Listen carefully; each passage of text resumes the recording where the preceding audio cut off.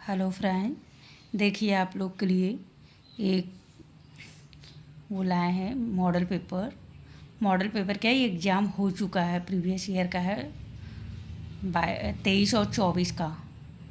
ठीक है, ये पीएचडी एंट्रेंस एग्ज़ाम का है। जैसा कि अब आप लोग भी जानते होंगे कि पीएचडी में एडमिशन लेने के लिए पहले एंट्रेंस एग्ज़ाम देना पड़ता है, जिसको आरईटी के नाम से जानते हैं। रेट लोग बोलते हैं ना, रेट का एग्ज़ाम।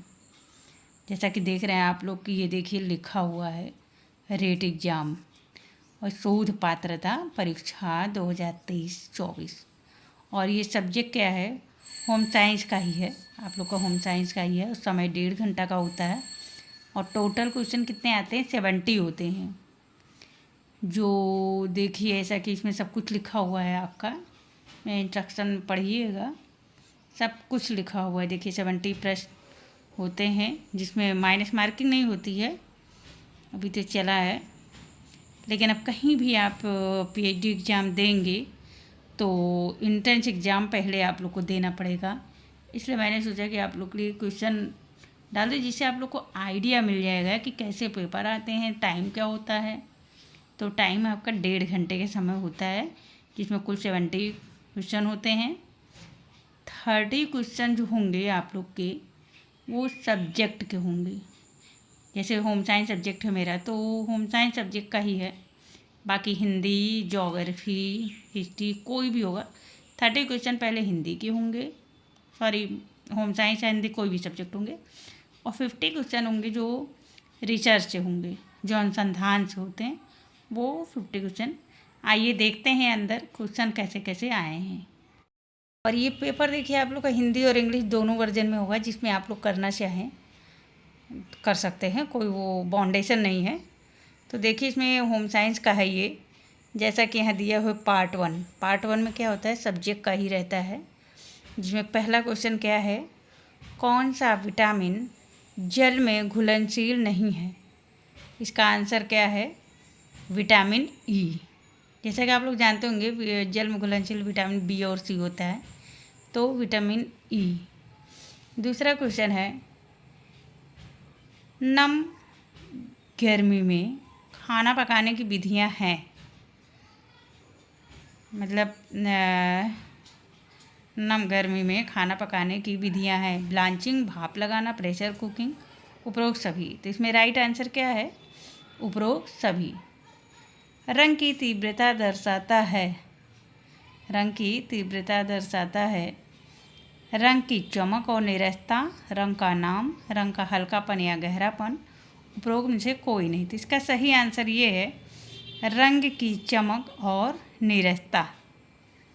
आईसीडीएस योजना किस वर्ष शुरू की गई थी, जो आप लोग जानते होंगे, 1974 से 75।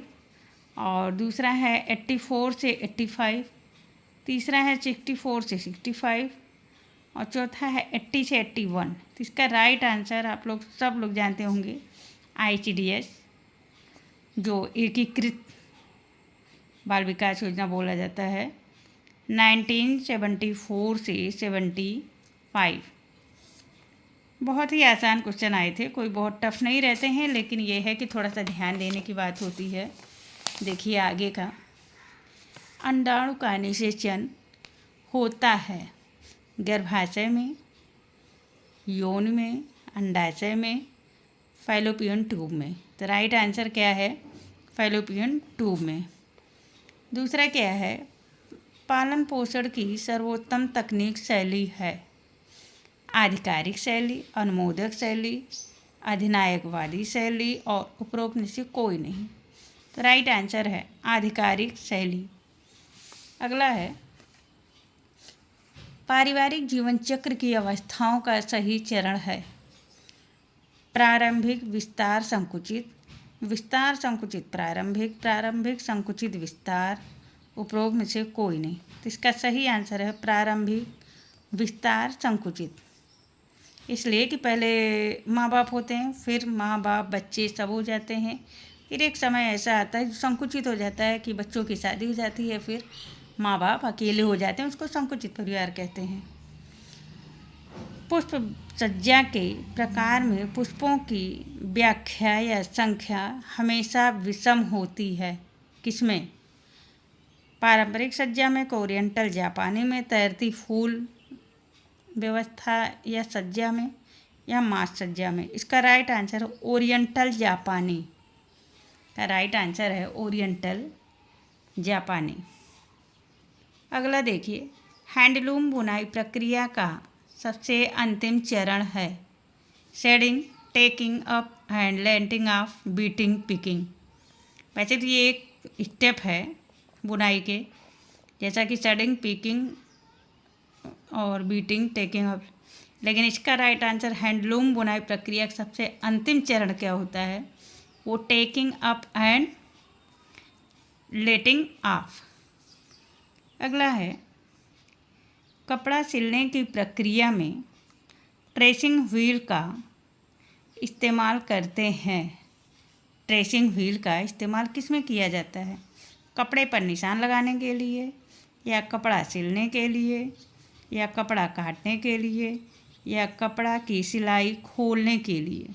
तो इसका सही आंसर है कपड़े पर निशान लगाने के लिए। अगला है, परिधान डिजाइन के बुनियादी तरीके हैं।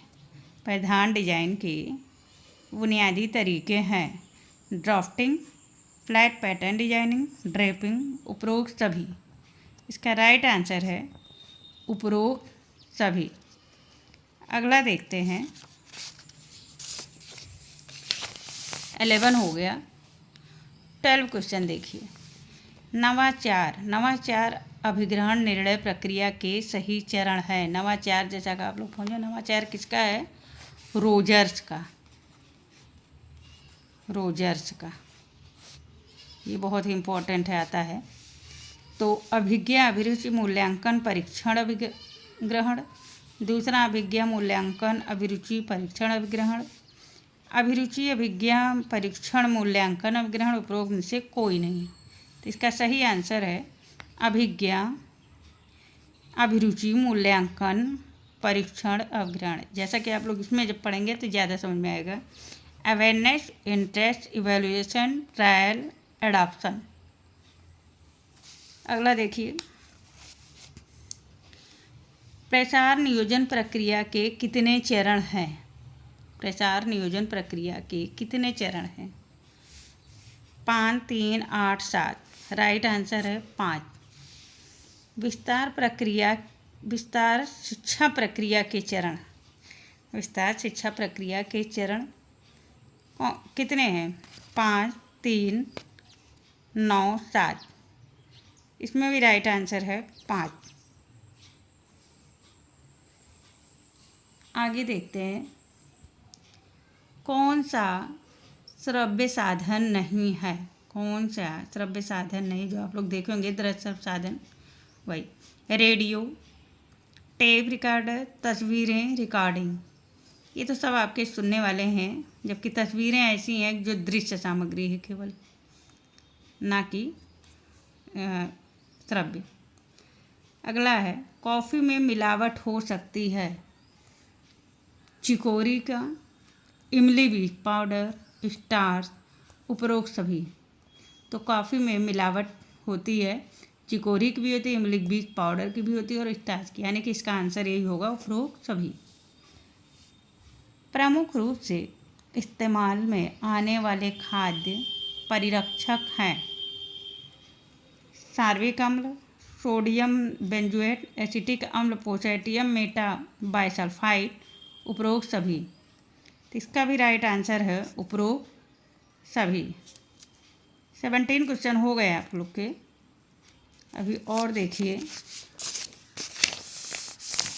18 से, मधुमेह के लक्षण हैं। मधुमेह के लक्षण हैं बार बार मूत्र आना, बहुत अधिक प्यास लगना, दोनों ए तथा बी, और डी है पीलिया। तो इसका राइट आंसर है ए तथा बी। डायबिटीज़ में बार बार बाथरूम भी आता है और वो प्यास भी बहुत लगती है।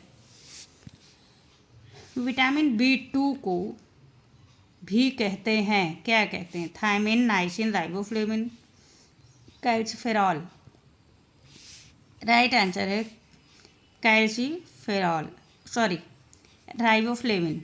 राइट आंसर है राइबोफ्लेविन। विटामिन B1 को क्या कहते हैं? थायमिन। Vitamin B2 riboflavin.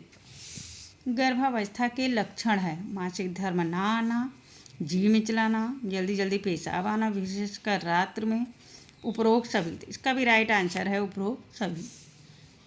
नवजात अवस्था की समयावधि है जन्म से 2 सप्ताह, जन्म से 6 सप्ताह, जन्म से 6 माह, 1 वर्ष से 2 वर्ष तक। तो राइट आंसर है जन्म से 2 सप्ताह, जिसको न्यूनेट बोलते हैं। अगला क्वेश्चन है 22। कौन सी अवस्था जन्म से पूर्व की अवस्था के अंतर्गत नहीं आती है? जन्म से पूर्व के अंतर्गत नहीं आती है। बीजावस्था, बाल्यावस्था, भ्रूणाकाल, शिशुकाल, ये सब जन्म से पूर्व की अवस्थाएं हैं। एक बाल्यावस्था ऐसी अवस्था है जो जन्म के बाद की मानी जाती है। मस्तकाधोमुखी विकास नियम दर्शाता है पैर से सर तक, केंद्रीय से चरम तक, सिर से पैर तक, उपरोक्त से कोई नहीं। राइट आंसर है सिर से पैर तक। मस्तकाधोमुखी मतलब मस्तक यानी सिर, सिर से लेकर के पैर तक।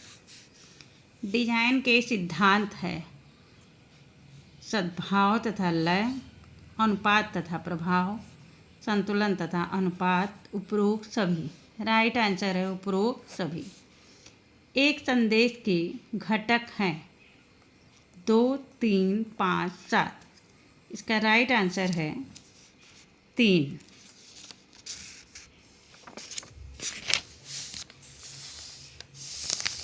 छब्बीस देखिए, संचार बाधाओं को वर्गीकृत किया जा सकता है मौलिक, भौतिक तथा वैज्ञानिक, सामाजिक तथा तकनीक, अर्थ संबंधी तथा सांस्कृतिक, उपरोक्त सभी। संचार बाधाओं को वर्गीकृत किया जा सकता है उपरोक्त सभी में।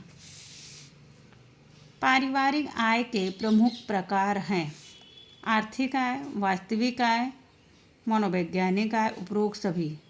इसका सही आंसर है उपरोक्त सभी। संसाधनों की विशेषताएं कौन कौन सी हैं?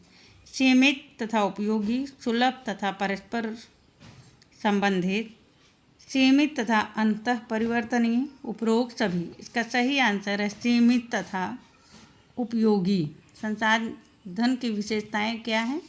सीमित तथा उपयोगी।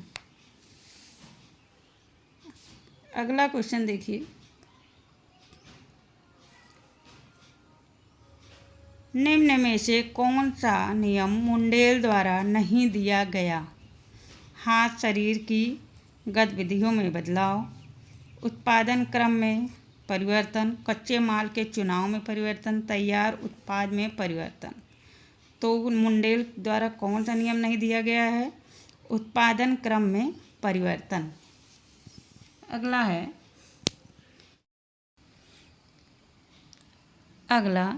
पैठानी साड़ियाँ मूलतः किस राज्य से संबंधित हैं? बंगाल, महाराष्ट्र, राजस्थान, उत्तर प्रदेश। तो इसका सही आंसर क्या है? महाराष्ट्र। बंगाल का है कांथा। और एक से कम घनत्व वाले धागे पानी पर जाएंगे, क्या हो जाएगा? एक से कम अगर घनत्व वाले धागे होंगे तो पानी पर डूब जाएंगे। उतराना, कोई परिवर्तन है, उपरोक्त में से कोई नहीं। तो इसका सही आंसर है उतराना, तैरेंगे, हल्के हो जाएंगे वो। नायलॉन की प्रसिद्ध वैरायटी है नायलॉन 6, नायलॉन 6.6, नायलॉन 8.6, ए तथा बी दोनों। राइट आंसर ए तथा बी। नायलॉन 6 भी है और नायलॉन 6.6 भी है।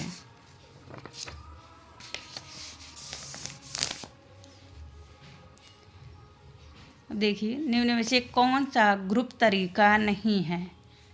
फार्म तथा होम विजिट, प्रदर्शन विधि, व्यक्तिगत पत्र, ए तथा सी। तो कौन सा ग्रुप तरीका नहीं है, तो ये हो जाएगा फार्म तथा होम विजिट और व्यक्तिगत पत्र, ये ग्रुप तरीका नहीं है। अगला है भोजन के पोषक तत्व। प्रोटीन, विटामिन, खनिज, लवण, कार्बोहाइड्रेट तथा जल, वसा तथा प्रोटीन, उपरोक्त सभी भोजन के पोषक तत्व हैं, सभी हैं। राइट आंसर सभी हैं। भोजन के अंकुरण के लाभ। भोजन अंकुरण के लाभ क्या हैं? विटामिन में बढ़ोतरी, लौह तत्व के अवशोषण में बढ़ोतरी, गैस निर्माण में कमी, उपरोक्त सभी। तो इसका सही आंसर है उपरोक्त सभी। अब ये हो गए आपके होम साइंस सब्जेक्ट वाले जो हो गए 35 क्वेश्चन। अब यहाँ शुरू होता है part B. Part B 35 question वो भी रहेंगे जो होंगे अनुसंधान से रिलेटेड। देखिए पहला है इसमें, मतलब 36 से ही शुरू हो जाएगा। मौलिक शोध कार्य मूलतः वह होता है व्यवहारिक तथा वर्णनात्मक हो, ग्राहक से प्रेरित हो, वर्तमान ज्ञान का विस्तार करने वाला हो और प्रौद्योगिक में उन्नति लेने वाला हो। तो इसका राइट आंसर है वर्तमान ज्ञान का विस्तार करने वाला हो। दूसरा है आर वर्ग एक सांख्यिकीय माप है जिसका मान इनके बीच होना चाहिए 0 और -1, +1 और 0, +2 और -4, -2 और +3। इसका राइट आंसर है 0 और -1। निम्नलिखित में से कौन सा गुणात्मक चर का उदाहरण नहीं है? लिंग, धर्म, जाति, जनसंख्या। क्या है? जनसंख्या। इसका राइट आंसर। निम्नलिखित में से कौन सा बौद्धिक संपदा अधिकारों के अंतर्गत नहीं आता है? कॉपीराइट, पेटेंट, ट्रेडमार्क, थिरास। तो इसका राइट आंसर क्या है? थिसास। अगला है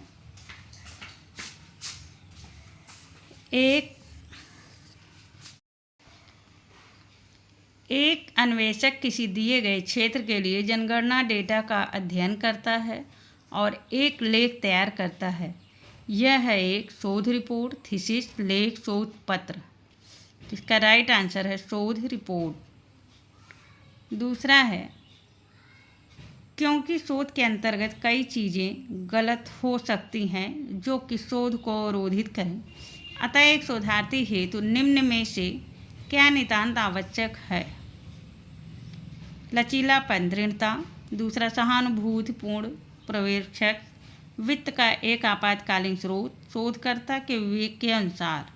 इसका राइट आंसर है लचीलापन और दृढ़ता। निम्नलिखित में से कौन सा गैर संभाव्यता प्रतिदर्श विधि का एक प्रकार नहीं है? स्नोबॉल प्रतिदर्श विधि, स्तरीकृत यादृच्छिक प्रतिदर्श विधि, कोटा प्रतिदर्श विधि, सुविधा प्रतिदर्श विधि। इसका राइट आंसर है स्तरीकृत यादृच्छिक प्रतिदर्श विधि।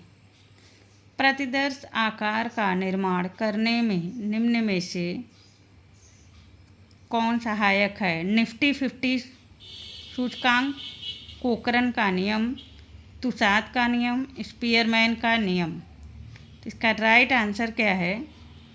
कोकरन का नियम। अगला है समय श्रृंखला डेटा शामिल है। कुछ समय के लिए, एक समय के लिए, एक समय और समयावधि में दोनों का संयोजन कारक विश्लेषण का राइट आंसर है कुछ समय के लिए। दूसरा, एक प्रतिदर्श का डिजाइन और चयन हेतु निम्न में से क्या अत्यधिक महत्वपूर्ण है? प्रतिदर्श का आकार बड़ा होना, घर के नज़दीक होना, आसानी से सुलभ होना चाहिए, संपूर्ण जनसंख्या का प्रतिनिधि होना चाहिए। इसका सही आंसर है संपूर्ण जनसंख्या का प्रतिनिधि होना चाहिए। किसी शोध समस्या के बेहतर परिणाम अनुमान के लिए अत्यधिक डेटा अच्छा है, अत्यधिक प्रासंगिक डेटा अच्छा है, परिकल्पना की अवधारणा है, उपरोक्त में से कोई नहीं। तो सही आंसर है अत्यधिक एवं प्रासंगिक डेटा अच्छा है। केस अध्ययन, जिसको कहते हैं केस स्टडी, के बारे में निम्नलिखित में से क्या सत्य नहीं है? यह शोध की एक महंगी पद्धति है।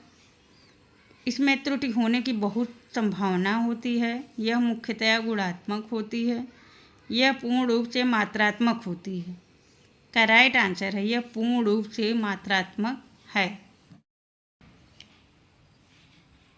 एक नमूने के आधार पर सामान्यीकृत निष्कर्ष को तकनीक रूप से जाना जाता है। सांख्यिकी निष्कर्ष, वर्णनात्मक आंकड़े, डेटा विश्लेषण और व्याख्या, उपरोक्त सभी। इसका सही आंसर है सांख्यिकीय निष्कर्ष।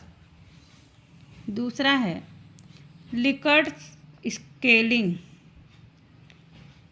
निम्न में से इस पर आधारित है। मध्यक्रम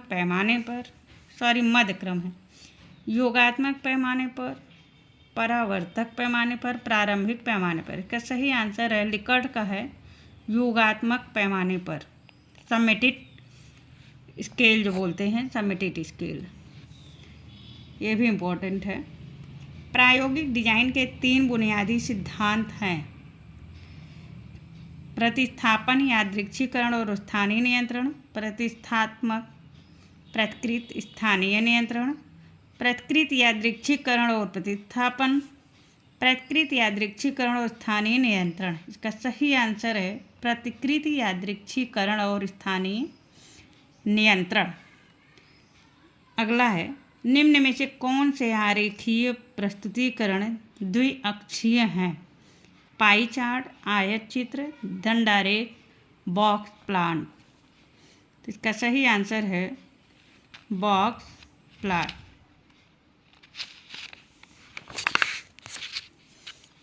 अगला देखिए 52 क्वेश्चन। निम्नलिखित में से कौन सा विकल्प एक शोध डिजाइन क्या है इसके बारे में सबसे अच्छा वर्णन करता है? अनुसंधान करने का एक तरीका जो सिद्धांत पर आधारित न हो, गुणात्मक या परिमाणात्मक विधि का उपयोग करने के बीच चयन, वह शैली जिसमें आप अपने शोध निष्कर्ष प्रस्तुत करते हैं, आंकड़ों के संकलन और विश्लेषण के प्रत्येक स्तर के लिए एक रूपरेखा ढांचा। इसका राइट आंसर आंकड़ों के संकलन विश्लेषण के प्रत्येक स्तर के लिए एक रूपरेखा ढांचा। अगला है मूल्यों के वितरण में मध्य स्थिति का मान कहलाता है माध्य, माध्यिका, बहुलक, मध्य बिंदु। इसका सही आंसर है माध्य।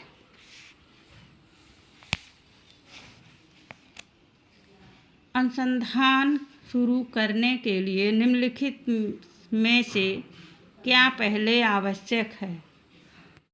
इसका सही आंसर है शोध प्रश्न तैयार करना। अगला है जेड परीक्षण उपयुक्त है जब प्रतिदर्श का आकार 15 से कम है, प्रतिदर्श का आकार 10 से कम है, प्रतिदर्श का आकार 30 से कम है। दिए गए विकल्पों में से कोई नहीं। सही आंसर है प्रतिदर्श का आकार 30 से अधिक है। पी मूल्य से तात्पर्य है, पी मूल्य से तात्पर्य है, पी वैल्यू, संभाव्य मूल्य, वरीयता मूल्य, पूर्व निर्धारित मूल्य, नियत मूल्य। इसका राइट आंसर है संभाव्य मूल्य। जब शून्य परिकल्पना सत्य होने पर भी अस्वीकृत हो जाए तो यह किस प्रकार की त्रुटि है? प्रतिचयन त्रुटि, टाइप 1 त्रुटि, टाइप 2 त्रुटि, अनुमान त्रुटि। इसका सही आंसर है टाइप 1 त्रुटि। वह तकनीक जिसमें किसी व्यक्ति को उद्दीप्त वस्तु स्थिति प्रस्तुत की जाए और उसके दिमाग में आने वाली पहली चीज पर प्रतिक्रिया करने के लिए कहा जाता है, वह कहलाती है पूर्ति तकनीक, केंद्रित तकनीक, समूह साहचर्य तकनीक, गहन साक्षात्कार। इसका सही आंसर है साहचर्य तकनीक। निम्नलिखित में से कौन सा विकल्प अनुसंधान नैतिकता के मुद्दे के प्रति अत्यधिक संभावित रूप से संवेदनशील है? सांख्यिकी तकनीकों का गलत अनुप्रयोग, दोषपूर्ण शोध डिजाइन, नमूनाकरण तकनीकों का चयन, शोध निष्कर्षों की रिपोर्टिंग। राइट आंसर क्या है? शोध निष्कर्षों की रिपोर्टिंग। कितने क्वेश्चन हो गए हैं? 59। अब देखिए 60। केवल व्यक्तियों के समझ भेजे जाने वाले प्रश्नों के समूह को कहते हैं। प्रश्नावली, तालिका, अभिमत पत्र। दिए गए विकल्पों में से कोई नहीं। राइट आंसर क्या है? प्रश्नावली। प्रश्नावली जिसमें ऐसे प्रश्न शामिल हैं जहां उत्तरदाताओं को कोई विकल्प प्रदान नहीं किया गया है और वे उत्तर देने के लिए स्वतंत्र हैं, ऐसे प्रश्न कहलाते हैं। असीमित तथा अतिबंधित प्रश्न, सीमित प्रश्न, द्विभाजित प्रश्न। दिए गए विकल्पों में से सभी। तो राइट आंसर असीमित तथा अप्रतिबंधित प्रश्न। सामाजिक शोध के प्रतिवेदन में निम्न में से किन बातों का होना आवश्यक है? शोधकर्ता ने किसके लिए शोध कार्य प्रारंभ किया, इसकी जानकारी। शोधकर्ता ने किसकी अर्थ संबंधी सुविधा से शोध कार्य प्रारंभ किया। शोध का उद्देश्य। दिए गए सभी विकल्प का सही आंसर है शोध का उद्देश्य। निम्नलिखित में से कौन सा कथन ऐतिहासिक शोध के लिए सत्य है? ऐतिहासिक शोध में तथ्यों का स्रोत की प्रमाणित प्रायः संदिग्ध रहती है। ऐतिहासिक शोध प्रयोगात्मक नहीं हो सकता। जो अनुमान लगाए गए हैं उन्हें पूर्णतः वैज्ञानिक नहीं कहा जा सकता। दिए गए सभी विकल्प। इसका सही आंसर है ऐतिहासिक शोध प्रयोगात्मक नहीं हो सकता। अगला है, एक शोधकर्ता बच्चों की चिंता प्रवणता पर भोजन की विधि के प्रभाव का मूल्यांकन करने का प्रयास करता है। इसके लिए शोध की कौन सी विधि उपयुक्त होगी? केस अध्ययन विधि, प्रयोगात्मक विधि, कार्योत्तर विधि, सर्वेक्षण विधि। राइट आंसर है प्रयोगात्मक विधि। एक शोध रिपोर्ट लेखन प्रारूप को अंतिम रूप देने में निम्नलिखित में से कौन सा पूरक पृष्ठ का हिस्सा बनेगा? उत्तर तालिकाओं और आंकड़ों की सूची, सामग्री की तालिका, अध्ययन के निष्कर्ष, ग्रंथ सूची और परिशिष्ट। इसका सही आंसर यही है, ग्रंथ सूची और परिशिष्ट। गुणात्मक अनुसंधान प्रतिमान में निम्नलिखित में से कौन सी विशेषता अत्यधिक महत्वपूर्ण मानी जा सकती है? मानकीकृत अनुसंधान उपकरणों के साथ आंकड़ों का संग्रह, संभाव्यता परिदृश्य विधि की तकनीकों के साथ परिदृश्य विधि डिजाइन, नीचे से ऊपर तक अनुभवजन्य साक्ष्यों के साथ आंकड़ों का संग्रह, ऊपर से नीचे तक व्यवस्थित साक्ष्यों के साथ डेटा एकत्रीकरण किया जाएगा। इसका सही आंसर है नीचे से ऊपर तक अनुभवजन्य साक्ष्यों के साथ आंकड़ों का संग्रह। फिर 67 पे आते हैं। किसी परिकल्पना के परीक्षण के संदर्भ में निम्नलिखित में से कौन सा कथन सत्य है? यह केवल वैकल्पिक परिकल्पना है।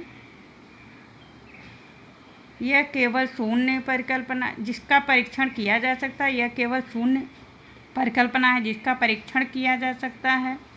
वैकल्पिक और शून्य दोनों परिकल्पनाओं का परीक्षण किया जा सकता है। वैकल्पिक और शून्य दोनों परिकल्पनाओं का परीक्षण नहीं किया जा सकता है। इसका राइट आंसर है वैकल्पिक और शून्य दोनों परिकल्पनाओं का परीक्षण किया जा सकता है। दूसरा है, एक शोधकर्ता शहरी क्षेत्र में एक विशेष राजनीतिक दल की संभावनाओं का अध्ययन करने में रुचि रखता है, उसे अध्ययन हेतु आंकड़े जुटाने के लिए कौन सा साधन को प्राथमिकता देना चाहिए? निर्धारण मापनी, साक्षात्कार, प्रश्नावली, तालिका। तो इसका राइट आंसर है प्रश्नावली। अनुसंधान में नैतिक मानदंडों में निम्न में से किसके लिए दिशा निर्देश शामिल नहीं है? थीसिस प्रारूप, कॉपीराइट, पेटेंट नीति, डेटा साझाकरण नीतियाँ। सही आंसर है थीसिस प्रारूप। और लास्ट क्वेश्चन है 70। निम्नलिखित में से किन गतिविधियों का अनुक्रम क्रियात्मक अनुसंधान रणनीति की चक्रीय प्रकृति को सबसे अच्छा दर्शाता है? प्रतिचिंतन करना, निरीक्षण करना, योजना बनाना, कार्यान्वित करना।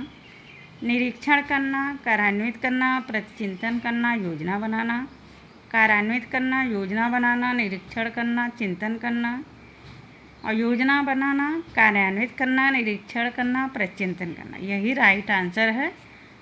योजना बनाना, उसके बाद कार्यान्वित करना, फिर ऑब्जर्वेशन निरीक्षण करना, उसके बाद प्रतिचिंतन करना। तो ये है आप लोग के 70 क्वेश्चन पीएचडी में जो आए थे होम साइंस सब्जेक्ट में। 35 सब्जेक्ट के हैं और 35 अनुसंधान से रिलेटेड। तो आप वीडियो को प्लीज़ ध्यान से देखिएगा और लाइक सब्सक्राइब ज़रूर कर दीजिएगा, शेयर भी कर दीजिएगा। जैसे कि आप लोग और भी देखेंगे, नेट के रिलेटेड भी वीडियो हैं, टीजीटी, पीजीटी सभी के साथ संबंधित हमारे वीडियो हैं। तो आप वीडियो को प्लीज़ देखने का वो करिएगा। थैंक यू आप लोग के सपोर्ट के लिए। प्लीज़